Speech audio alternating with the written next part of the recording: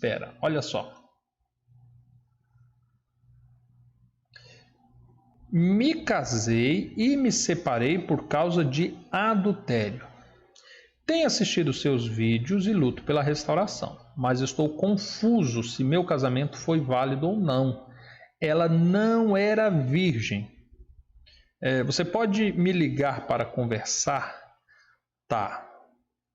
Vamos entender algumas coisas aqui. Eu vou tentar te responder aqui, mas eu já quero dizer uma coisa, uma política nossa aqui do Manual do Casamento, minha, Diego. Eu não entro em contato com quem não me procura, tá? Então, eu não mando mensagem. Às vezes as pessoas falam assim, Diego, manda um vídeo pro meu marido. Manda essa mensagem para minha esposa. Não, eu não faço isso. Eu atendo com carinho, com prestatividade, todos aqueles que vêm até nós. Tranquilo? E também simplesmente ligar para conversar, hoje, infelizmente, eu não posso, proveniente da agenda, tá? Mas eu vou tentar te ajudar aqui por meio do vídeo.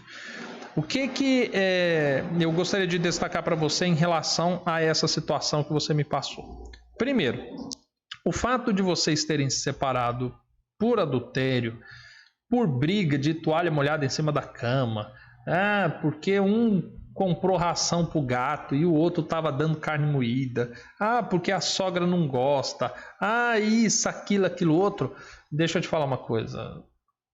Vamos só resumir. Se separaram por causa de uma crise, ok? Um adultério, obviamente, é um agravante maior, requer uma sensibilidade maior, correto? Mas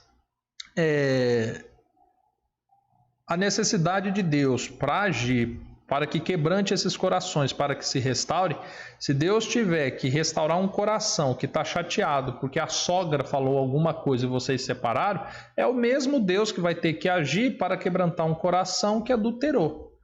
Então, diante do que aconteceu, da causa da separação, se você precisa de Deus para restaurar, então não importa, não tem gravidade que Deus não possa resolver. Não existe intensidade de problema que Deus não possa reparar. Tranquilo em relação a isso? Beleza? Então tá bom. Dito isso, a sua dúvida, né? Se seu casamento foi válido ou não, por você ter se casado com uma mulher que não era virgem. Vamos entender algumas coisas. A Bíblia deixa claro que o ato sexual fora do casamento constitui alguns pecados. Por exemplo, se porventura sua esposa ela teve relação sexual com um outro homem que era casado, então este ato sexual da sua esposa configura-se como adultério. Se a tua esposa ela por interesses pessoais, financeiros, sexuais, ela tem uma relação sexual com uma outra pessoa com quem ela não tem compromisso, simplesmente porque ela teve algum interesse nisso, então a Bíblia chama isso de prostituição. Se porventura ela era envolvida com um namorado e eles namoraram por muitos anos, isso, aquilo, e aí um dia, para provar que o amava, teve relações sexuais. Bem, aí a Bíblia chama este ato sexual de fornicação. Por que eu estou dizendo essas três diferenças? Porque nem a fornicação, nem a prostituição, nem o adultério cometido com um ato sexual é capaz de transformar a pessoa em uma só carne diante de Deus. Existem outros requisitos necessários, entre um deles seria morar junto, outro seria deixar pai e mãe. Então, se não aconteceu nada disso, então ou ela cometeu um adultério, ou ela cometeu uma prostituição, ou ela cometeu a fornicação. Ok. Dentro das leis de Israel, como que Deus lidava com cada um desses pecados? O pecado do adultério era condenação à morte. Você lembra, inclusive, quando Cristo estava pregando e aí trouxeram uma mulher apanhada em adultério e eles reforçaram, mestre, a lei diz que ela deve morrer. Ou seja, a primeira situação do adultério era o tratamento com a morte. Ou seja, a pessoa que cometeu adultério não se tornava uma só carne. Ela era condenada à morte. A segunda situação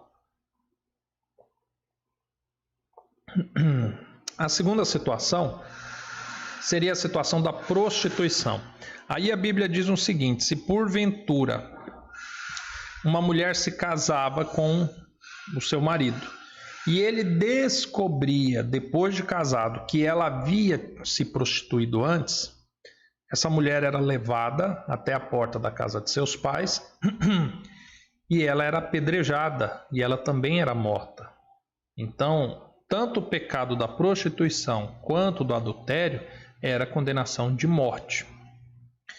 O terceiro pecado, quando ele estava na circunstância da fornicação, como que era o procedimento? Se porventura este ato sexual fosse descoberto pela família, pela comunidade, então o homem que se deitou com essa mulher e tirou a sua pureza, tirou a sua virgindade, ele era obrigado a se casar com ela. Esses são os trâmites da lei que a Bíblia diz. Ah, Diego, mas nós vivemos no tempo da graça, e agora? Como que isso deve ser tratado? Bem, nós percebemos, pela conduta de Cristo, que uma mulher que comete adultério, ela não precisa necessariamente ser morta. Ela pode, diante de Deus, ter o seu pecado perdoado e uma nova oportunidade de vida. Então, diante disso, esta mulher que cometeu adultério, como ela não se tornou uma só carne com ninguém, então, mediante o adultério, ela pode ter esse pecado perdoado, desde que ela confesse esse pecado, ela abandone esse pecado. Então, ela poderia vir a se casar com você e vocês serem uma só carne, e tudo tranquilo. Se porventura o pecado que ela cometeu foi de prostituição, a mesma coisa, ela não precisa ser morta. Desde que ela confesse e abandone esse pecado, ela tem a oportunidade da vida. E então ela poderia sim se casar com você e se unirem em uma só carne, normalmente.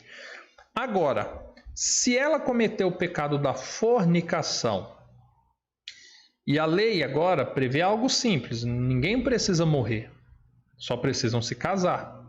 Mas havia fatores que impossibilitavam esse casamento.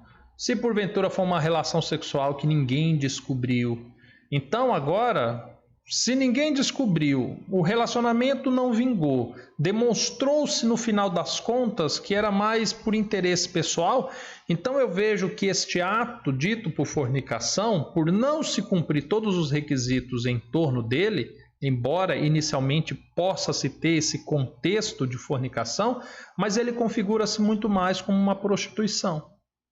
Então, mediante uma possibilidade de morte, aplica-se o mesmo princípio. Então, desde que a pessoa confesse e abandone o pecado, ela está livre, de fato, para se casar legitimamente, desde que nunca tenha sido casada antes. Tranquilo? Agora, vamos só entender. Aí talvez você diga assim, não, Diego, mas ela teve relações sexuais com um homem que eles namoraram por muitos anos, eles não moraram junto, mas todo mundo sabia que ela tinha uma vida sexual ativa com ele.